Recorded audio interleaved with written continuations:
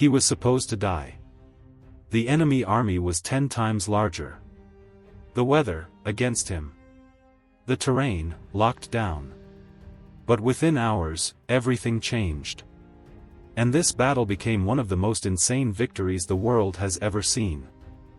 The year was 1560, the Sengoku Jidai, the Warring States period. Japan was a land torn apart by ambition. Daimyo warlords clashed across the islands, each vying for power, each dreaming of uniting the fractured realm under his banner. Amidst the chaos, 3 names would one day echo through the ages: Nobunaga, Hideyoshi, and Ieyasu. But in this year, only one of them would rise from obscurity through fire and blood. In the province of Owari, Oda Nobunaga was a lord mocked by many. He was young, brash, unpredictable, called the Fool of Owari. His enemies dismissed him as reckless, unworthy of leadership. Even among his retainers, whispers of doubt spread like shadows. Yet Nobunaga's mind was sharper than any blade, and he saw what others could not, that boldness could triumph where caution failed. To the east, a far greater power loomed. Imagawa Yoshimoto, lord of Suruga, Tatami, and Mikawa, had marshaled an army of 25,000 warriors. His banners filled the horizon, his camp stretched like a city across the land. Yoshimoto's ambition was nothing less than the conquest of Kyoto itself, to march upon the Ashikaga shogunate and seize power. To reach it, he had to crush Oda Nobunaga first. The odds were absurd. 2,000 against 25. To most, it was certain death. Nobunaga's advisors urged him to retreat, to submit, to survive. But the young lord only laughed, his eyes burning with fire. "If we run," he declared, "we are already defeated. If we strike, we may carve our names into history." On the morning of June 12, Nobunaga performed a strange ritual. Instead of despair, he ordered his men to sing and dance the Atsumori, a tragic no-chant of fleeting life. As drums echoed and voices rose, he declared, "A man's life is 50 years. Compared to the age of heaven and earth, it is but a dream. Better to die for glory than live in shame." His men tightened their grips on their spears, their doubts washed away by his fury. They would not fight for survival, they would fight for immortality. And as dark clouds gathered over Okehazama, Nobunaga prepared the trap that would change Japan forever. Imagawa Yoshimoto was no ordinary warlord. His power stretched across 3 provinces, his treasury overflowing, his samurai disciplined and proud. On the eve of his great campaign, he was confident that destiny itself bent to his will. With 25,000 men at his back, he marched westward toward Kyoto, a road paved with conquest. The Imagawa army advanced like an unstoppable tide. Rows of armored samurai glistened beneath the summer sun, banners of gold and crimson snapping in the wind. Ashigaru-foot soldiers carried pikes in tight ranks, their sheer numbers blotting out the landscape. Musicians beat war drums and blew conch shells, their thunder rolling across the valleys, warning all who listened that the might of Imagawa was on the move.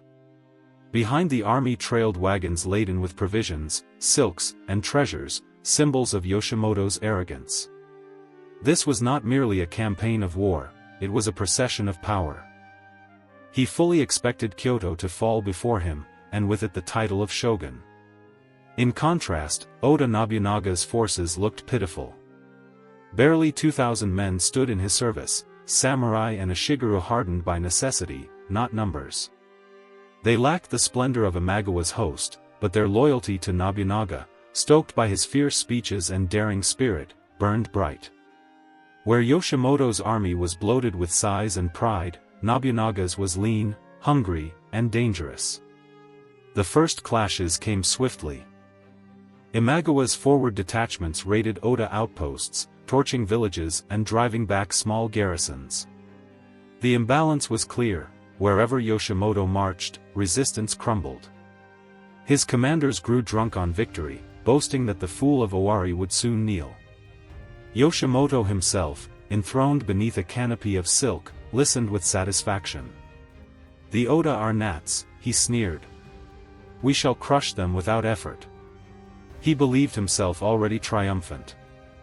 So secure was his confidence that he ordered his men to rest after the day's skirmishes, encamping in the valley of Okehazama. Tents were pitched, sake was poured, songs and laughter filled the air. The storm clouds gathered overhead, and the summer heat pressed down like a suffocating blanket. Thunder rumbled in the distance, but Yoshimoto paid it no mind. To him, the heavens themselves seemed to celebrate his inevitable victory. But in the shadows of the hills, Nobunaga watched. He saw not a triumphant host, but an overfed beast grown careless. And he knew that beasts could be slain with one well-placed strike. As the Imagawa army reveled in false security, Oda Nobunaga gathered his retainers in the darkness of a small fortress. The air was thick with tension. 2,000 men against 25,000 was madness, and every warrior present knew it. Yet their young lord's eyes blazed with determination. "We cannot match them in number," Nobunaga said, pacing before his men. "But numbers mean nothing when arrogance blinds the enemy. Yoshimoto thinks himself a shogun already. He feasts while we sharpen our blades. That is our advantage." His generals exchanged uneasy glances. Shibata Katsui, grim and loyal, spoke first. "My lord, if we strike and fail, Owari is lost. Better to defend the castles, bleed them with time." Nobunaga stopped, turning sharply. "If we hide behind walls, we are already defeated. Imagawa's strength will crush us. But if we strike at his heart, if we cut off the head, the body will fall. Victory will not come by waiting. It will come by daring." The room fell silent. They understood then, their lord meant to gamble everything on a single, lightning strike. By morning, Nobunaga's men prepared. They traveled light, carrying only what they could bear, no supply wagons, no baggage to slow them. Scouts returned with vital news. Yoshimoto's army had split, with detachments raiding nearby castles. The main force, though vast, was stretched thin and unprepared. As the sun climbed, the heat grew unbearable. Samurai and Ashigaru alike sweated beneath their armor, lips cracked with thirst. Nobunaga looked to the sky, where storm clouds gathered heavy and dark. He raised his hand. "The gods favor us. The storm will be our cloak." Indeed, by midday, rain began to fall. First in drops, then in torrents, drenching the land, drowning sound in the roar of water. Visibility shrank, banners sagged, the valley turned to mud. Where Yoshimoto's men sought shelter, Nobunaga's warriors moved like shadows. They advanced through ravines and wooded paths, their armor hidden beneath straw raincoats, their banners furled. Every step brought them closer to the unsuspecting Imagawa camp, where sake still flowed and laughter still rang. Nobunaga rode at the head, his sword drawn, his voice carrying over the storm. "Today we fight not for life, but for glory. With thunder as our drum and lightning as our banner, we strike as the wrath of heaven itself." The men roared in answer. The gamble was set. And in the valley below, Yoshimoto feasted, unaware that death was already upon him. The rain fell harder, turning the valley into a mire of mud and shadow. Thunder cracked overhead, echoing like the roar of war drums. Beneath the storm, the Imagawa camp lay in chaos, not from fear, but from indulgence. Yoshimoto's generals, drunk on easy victories, celebrated loudly. Sake flowed, entertainers danced, soldiers sprawled in careless rest. Their armor lay scattered, their weapons propped idly against tents. The army that should have crushed Nobunaga was asleep in its arrogance. From the ridges above, the Oda warriors gazed down at the scene. They could hardly believe their eyes. Tens of thousands lay at ease, defenses weak, sentries distracted by drink and song. For a moment, even Nobunaga's men hesitated, so vast was the enemy, so small their own number. Nobunaga broke the silence. He dismounted, knelt in the mud, and offered a brief prayer to the war gods. Rising, he cast aside his raincoat, revealing his brilliant armor, its gold shining even in the storm. He turned to his men, his voice cutting through the rain like a blade. This is the moment. If we strike with the fury of lightning, they will think we are countless. If we hesitate, we are dead. Follow me, and Japan will remember this day for 1,000 years. The Oda army roared, their fear drowned by his fire. At Nobunaga's signal, the attack began. Conch shells bellowed, drums thundered, and 2,000 voices screamed as one. Down the slopes they charged, swords drawn, spears leveled, banners unfurled at last. The rain cloaked their movement until the final instant, when they burst into the Imagawa camp like a tempest of steel. The first clash was devastating. Samurai sprang from their cups in shock, scrambling for armor and weapons they had cast aside. A Shigeru stumbled, half awake, cut down before they could form ranks. The thunder of the storm merged with the thunder of slaughter as tents collapsed, fires were overturned, and panic spread like wildfire. Enemies! Enemies are upon us, voices cried. But to the drunken, scattered men of Imagawa, it seemed as though not 2,000, but an army of tens of thousands had descended from the heavens. Nobunaga cut through the confusion like a force of nature, his blade flashing in the storm. His men followed, cutting down enemies in droves, their war cries shaking the valley. And in the heart of the chaos, Imagawa Yoshimoto rose from his silken pavilion, bewildered by the impossible. The storm had delivered not victory, but doom. Imagawa Yoshimoto sat reclined within his great pavilion, entertained by dancers and soothed by wine. He had not even donned full armor, wearing only a decorative breastplate and a long sword at his side. To him, the battle was already won. Reports of victory had filled his ears all morning, Oda castles burning, villages falling, his men triumphant. But then came the sound. At first faint, swallowed by the storm, the clash of steel, the shouts of men. Then louder, closer, like the very mountains roaring. His retainers burst into the pavilion, pale with fear. "My lord! Enemies! The Oda have struck the camp." Yoshimoto frowned, his arrogance unshaken. "Impossible. Nobunaga is a fool with a rabble. Drive them off." He rose, pushing aside the curtain. What he saw froze even his iron heart. His vast camp, once a city of banners, had dissolved into chaos. Tents collapsed in flames, men stumbled drunkenly into death, war cries and screams tore through the storm. And at the center of it all, the Oda banners surged forward like a tide of wrath. Still, Yoshimoto refused to believe the impossible. He mounted his horse, his retainers forming around him. "Cowards! Form ranks! They are few, crush them." But the Oda were everywhere. Nobunaga himself carved a path through the camp, his men striking with precision. To the Imagawa soldiers, disorganized and scattered, it seemed as if the enemy struck from every direction at once. The storm amplified the terror, thunder masking numbers, rain blinding sight, lightning flashing upon the furious faces of attackers. Yoshimoto rallied a knot of warriors and charged, his sword cutting down 2 men in quick succession. For a moment, he seemed a tiger cornered, lashing out with ferocity. Yet the weight of chaos was too great. His guards fell one by one, their cries drowned in the storm. At last, Oda warriors surrounded him. Yoshimoto swung wildly, his blade gleaming in the rain, but a spear thrust pierced his thigh, forcing him to the ground. He struck down another foe, only for a second spear to drive into his chest. The Imagawa lord gasped, blood spilling across his armor. The tiger of Suruga roared one last time before falling silent in the mud. When word spread that Yoshimoto was dead, the colossal army of Imagawa broke.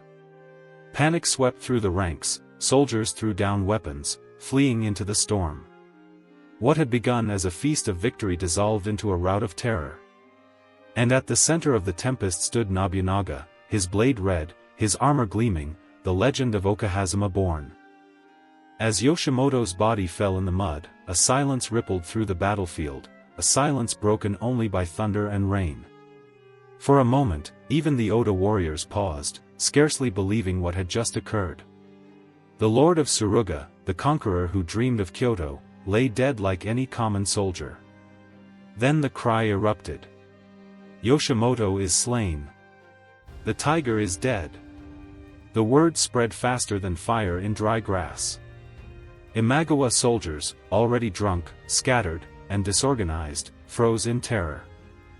Their banners sagged, their lines dissolved. Samurai who moments before had laughed at the weakness of Oda now felt their courage shatter. Some threw down their weapons, others fled blindly into the storm. Horses bolted, trampling men underfoot. The enormous host, 25,000 strong, collapsed into a stampede of fear. Nobunaga saw his moment. Raising his sword high, he shouted over the storm. Press them. Drive them into the mud. Let none stand. His men surged forward with renewed ferocity. 2,000 Oda warriors hacked their way through the broken host, turning chaos into massacre. The rain washed blood into rivulets that ran between the tents. Samurai loyal to Yoshimoto tried to rally, but without their lord, their words carried no weight. They were swept aside in the tide of panic. Shouts turned to wails. Men slipped and drowned in streams of mud. Armor, once a source of pride, now dragged soldiers into the earth like anchors. The Imagawa camp, so vast it had seemed invincible, was reduced to ruin within hours. When the storm finally broke, and sunlight pierced the clouds, the valley of Okehazama revealed its horror.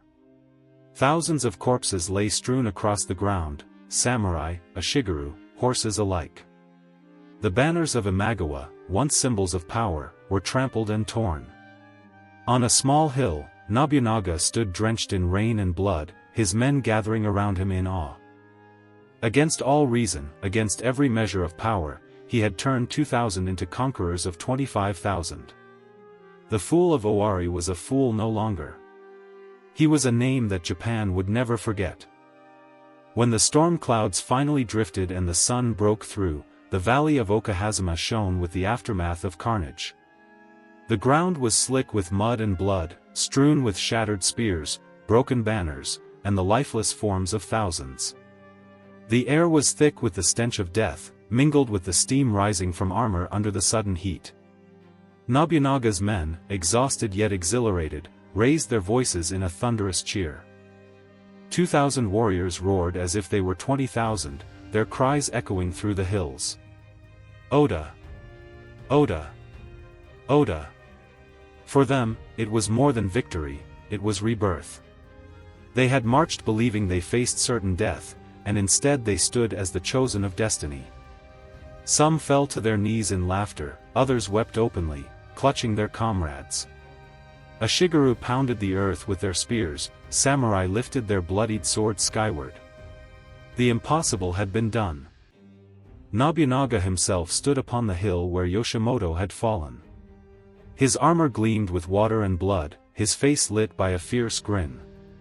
Raising his sword to the heavens, he cried. By this day, Owari lives. By this day, the Oda rise. His voice carried, and his men answered with a roar that shook the valley. Yet amidst the triumph, there was discipline. Nobunaga, unlike Yoshimoto, would not let arrogance consume him.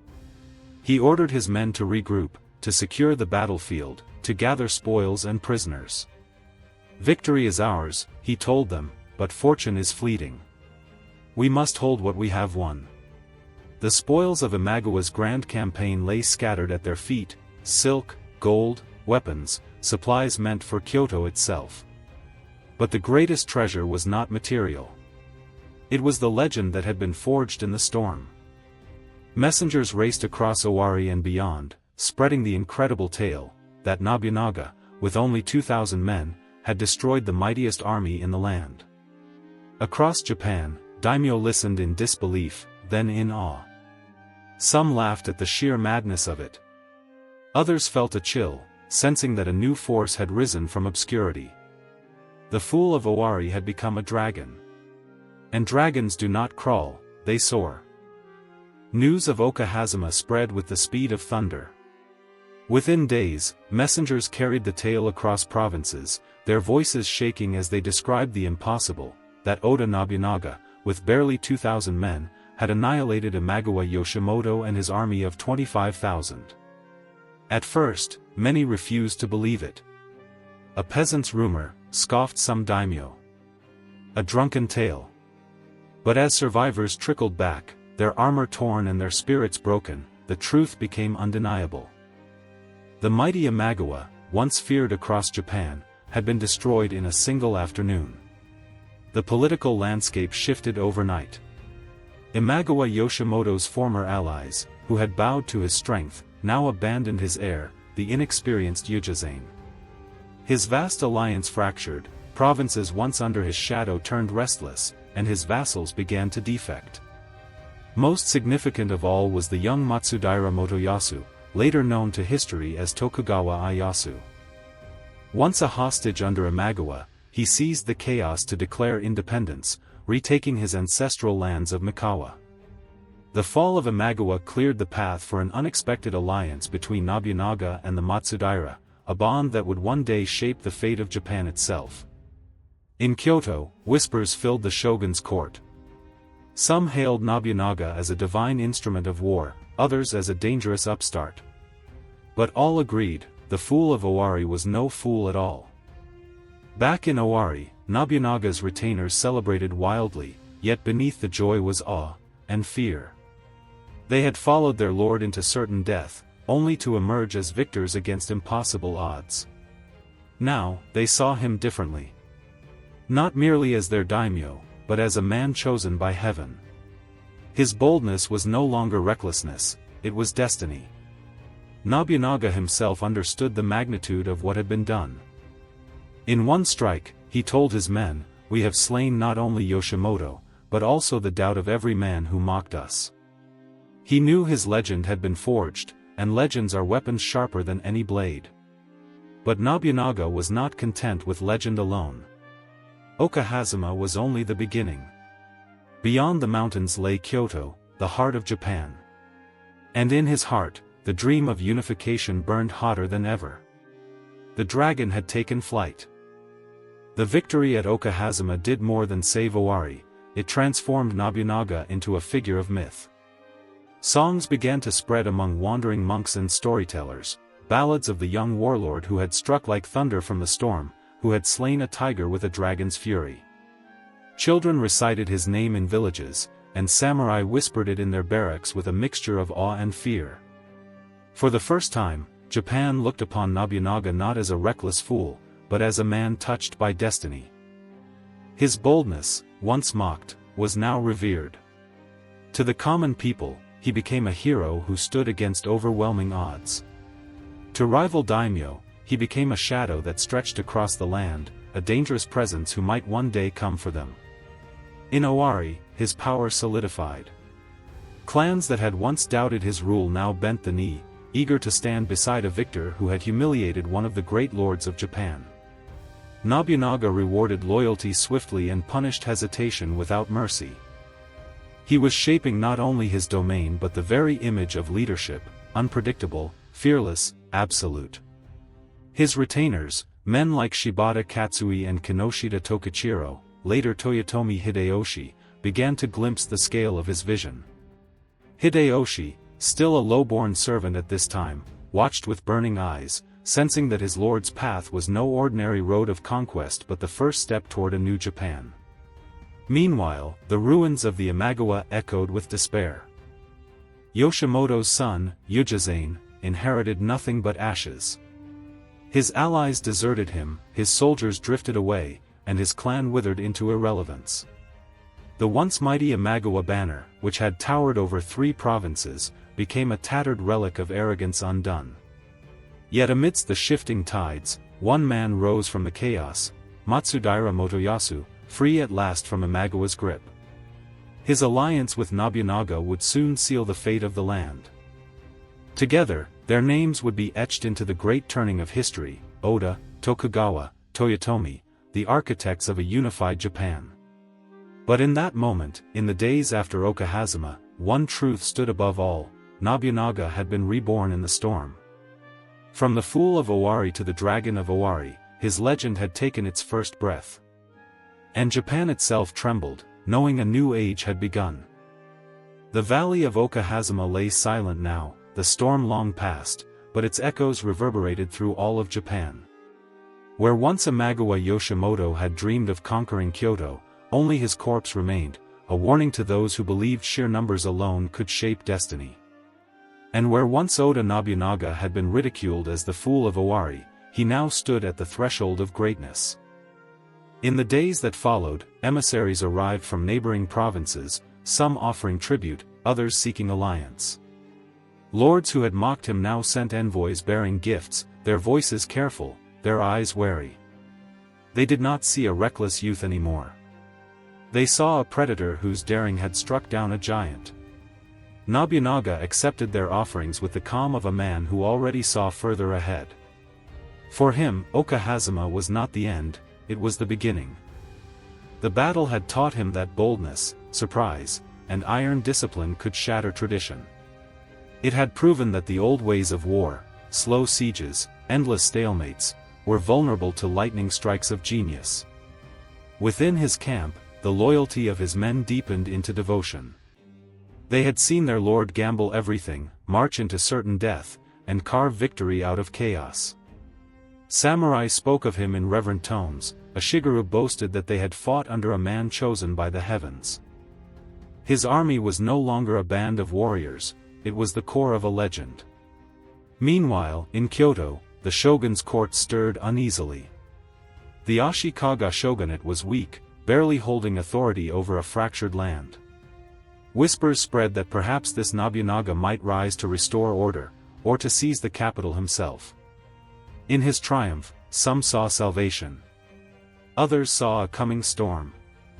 For Nobunaga, the path ahead was clear. Japan was broken, torn by rival lords each clinging to their scraps of power. But he had glimpsed what none of them had dared to imagine, that one man could unify it all. The drums of Okehazama faded, but the dream they birthed thundered louder than ever. The dragon had unfurled its wings, and its shadow stretched across the horizon. The Sengoku Jidai, the age of warring states, would never be the same again. And from that stormy valley in Owari, the legend of Nobunaga soared into eternity.